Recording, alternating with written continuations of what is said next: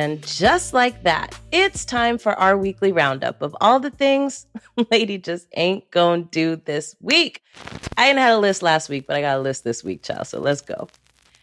Number 1, former coach sues the NFL for racial discrimination. Fancy that. So big news this week as we learn that former head coach for the Miami Dolphins sues the NFL and 3 of its teams for racism in their hiring practices, alongside other forms of racial discrimination. Now, it's a bombshell, folks, although not surprising. I mean, our brother Colin Kaepernick already told us years ago that the NFL is modern-day slavery. Now, the coach in question is former coach for the Miami Dolphins, Brian Flores, one of the only Black coaches in the league. And now there is only one. And he alleges that the Denver Broncos and the New York Giants engaged in racist discrimination in their hiring practices, and that he was unfairly fired by the Miami Dolphins after refusing to do shit that's illegal, like purposely throwing games and skirting the rules when it came to hiring and recruitment.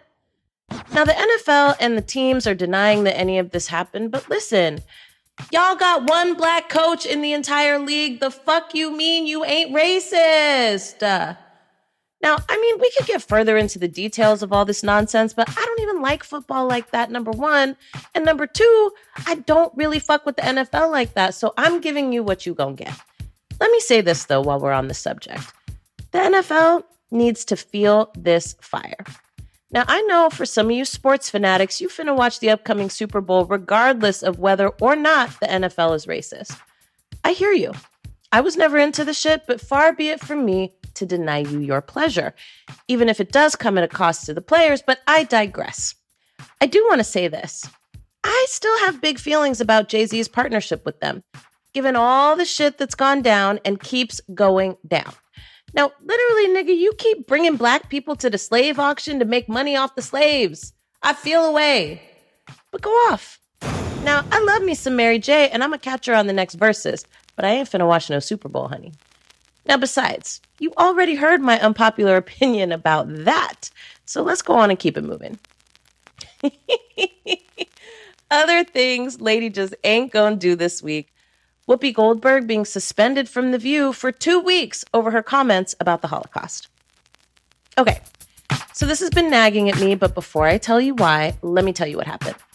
This week, Whoopi Goldberg was suspended for 2 weeks from the daytime talk show The View after she made comments during a discussion on the show that the Holocaust was not about race. It was about man's inhumanity to man. Now, when one of her co-hosts challenged her on it, and asserted that it was indeed about white supremacy, Whoopi said it was white people fighting white people, so go on and fight amongst yourselves.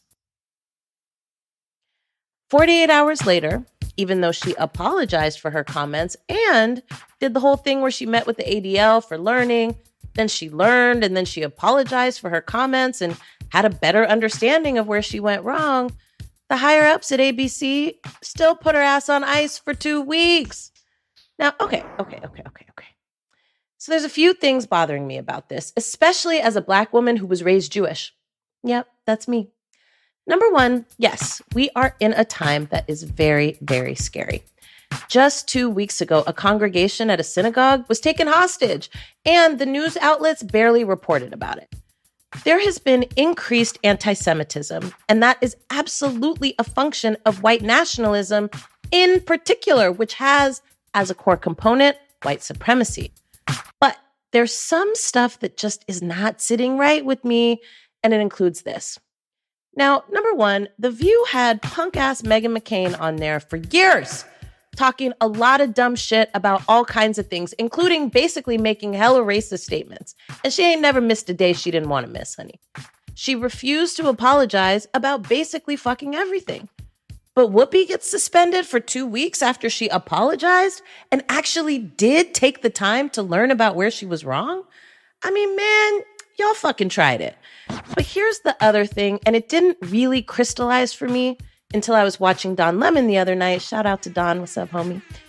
There's a larger story here about how we fight back against anti-Semitism and about what gets in the way.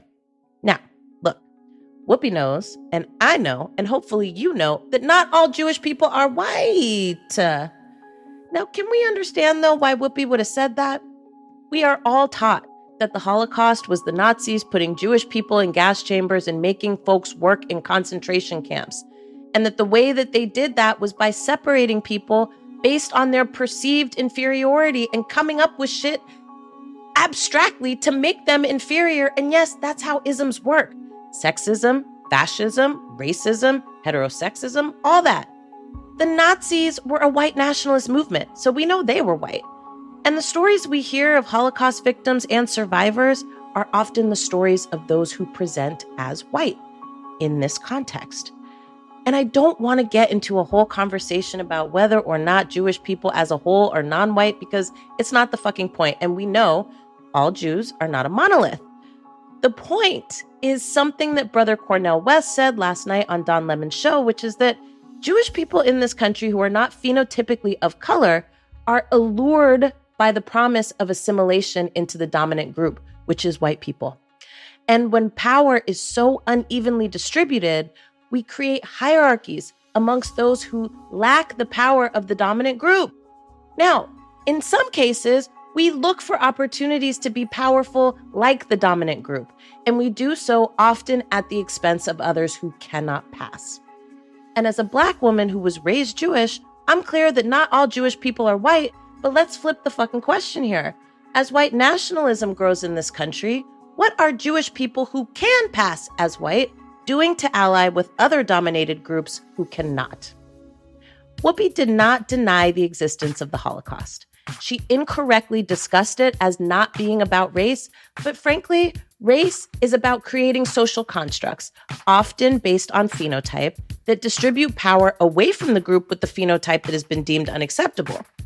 Jewish people have, throughout the history of this country, been assigned characteristics that are deemed undesirable by the dominant group. Whoopi did not spew conspiracy theories about Jewish people secretly running the world. She made a clumsy mistake based on a lack of depth of understanding about race, racism, and history. But the punishment does not fit the offense. And I fucking feel a way that this Black woman who was actually accountable is being treated more harshly than the white woman who refused accountability at every turn.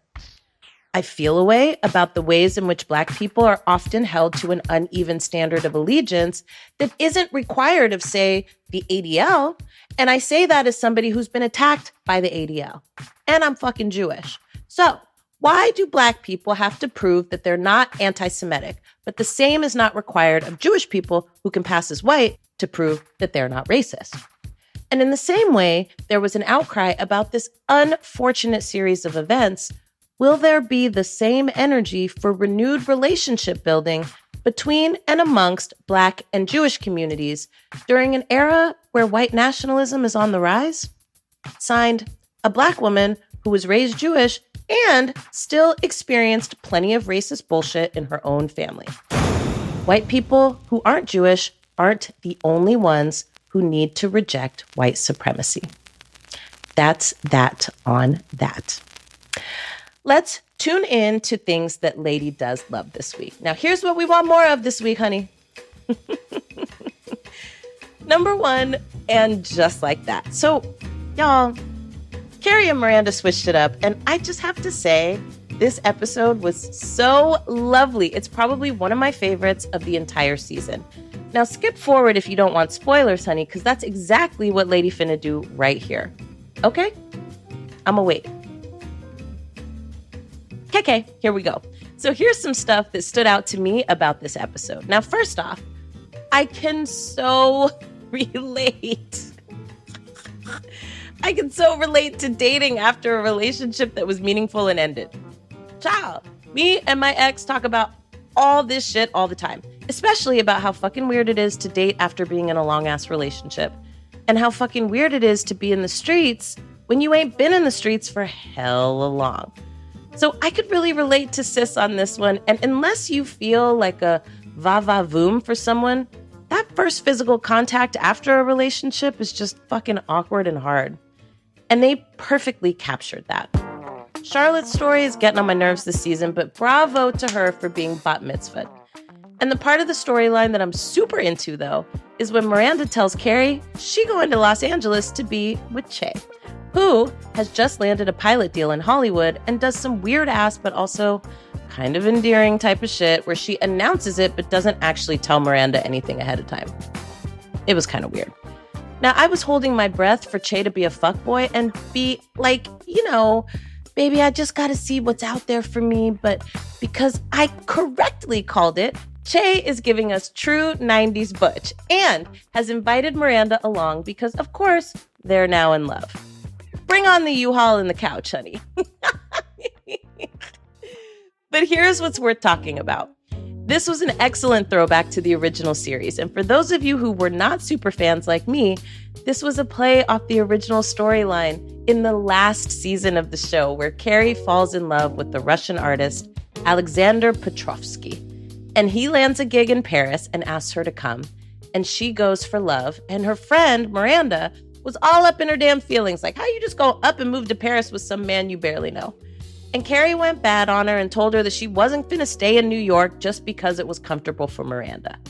Well, roles are reversed this time around, and now Miranda's moving to LA for love, and Carrie's all up in her feelings and being judgmental and true to form. Carrie, being in her own world most of the time, doesn't realize how hypocritical she's being. Miranda too, because she was the one who initially was judgmental when the shit was the other way around. Now, what I love, though, is that this is really the dynamic between girlfriends who fucking love each other.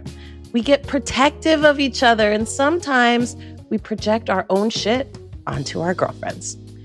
Also, thank God, finally, Miranda, her hair, honey, it's back to red, and we are here for it.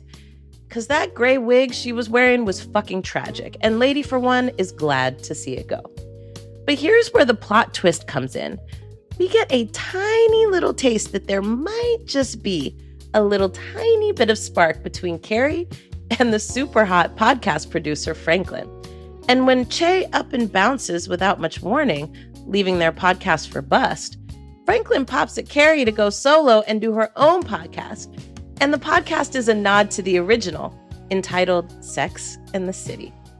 But baby, let me tell you how I squealed when they both got in the elevator. Carrie for the win. Now, I knew you had it in you, girl. That's what the fuck I'm talking about. And also, on the eve of the day that shall not be named, yes, yes, yes for romance and love that is more than likely on the horizon. I didn't spoil all of it, y'all. So if you haven't watched it yet, tune in because this episode is giving us some of that old thing back. And Lady is 100% here for it. Now, speaking of here for it, Mercury is finally out of retrograde, and Venus is too, and that means communication gets clearer, the fog lifts, we can come out of hiding, and our love relationships come into focus. Now, I gotta tell y'all, Mercury in retrograde had me in a fucking headlock, and Venus in retrograde was like, hold up, Mercury, hold my beer. But I'll say this. In the wake of Mercury in retrograde, I am doing all kinds of reflection about what's next for life and love, taking one step forward and sometimes 3 steps back. Now, if you're like me, Mercury stationing direct is making things clear, including where you need to get your shit all the way together in life. And Venus stationing direct is bringing clarity to your relationships. And so on the eve of that unfortunate cultural holiday called Valentine's Day, what I do hope these stationing directs are bringing you live and direct is a plea to love on yourself. Now, one thing I'm learning in this period is all the things that get in the way of love for me. Woo, child. I have all these stories about all sorts of things. And all of it is trying to protect myself from getting hurt. But here's the thing. Love isn't just puppies and flowers, bunnies and rainbows. Love is hard work. And it's the hard work of excavating all that shit that you're holding on to that hurt you at some point and sorting through the debris to figure out, okay, what's yours and what's theirs? What's yours is what you have to sit with because you can't do anything about what somebody else is doing, child. But as my favorite read from CoStar says, it's natural to wince when looking at yourself in a well-aimed mirror. It's brave to keep on looking.